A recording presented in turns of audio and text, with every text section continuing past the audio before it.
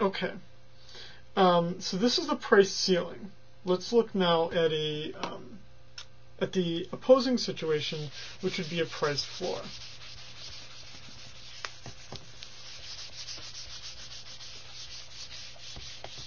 Okay. So we still have our supply and demand equations right here. But now I'm going to have a price floor where it's going to say this is the minimum price that you can charge for an item, right? A very classic example of a price floor would be the minimum wage. Now again, just like I could for the price ceiling, I could place it anywhere I want, right? And so again, let's say that this is still the gasoline market, right? I could place the price floor, the minimum price that you have to charge, I could place it down here at $2, just like I had in the other example. But whereas the price ceiling of $2 was meaningful, because that was a price ceiling is a law that says that's the maximum price you can charge.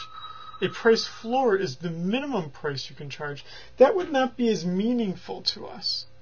Because all you would be saying with a price floor is you'd be telling now the gas station you have to charge at least $2. Well, if the price floor was below this, gas station wouldn't care, right? They're already charging at least $2. Or they go back,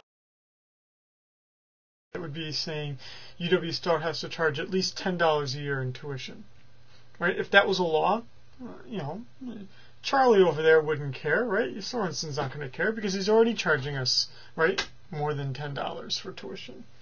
A meaningful price floor, or an effective price floor, would be placed above the equilibrium.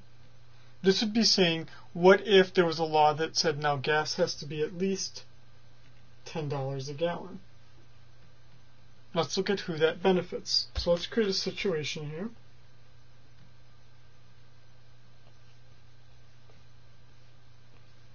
With our triangles here. We've got our A, B, C, D, and F.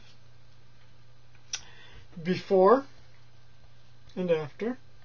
This is with the price floor again. The consumer surplus is going to be only area A. Going to represent the difference between the maximum price they were willing to pay and the price that they actually paid. Now, what about the producer surplus? That's actually going to be areas B, D, and F. Because now what's happening is that the seller who was willing to sell it for this price, they actually received this price, but now only consumers want to buy this much. Before, the limiting factor was that firms didn't want to sell as much. Now the limiting factor, sorry, my phone, now the limiting factor is the fact that sellers don't want to sell as much.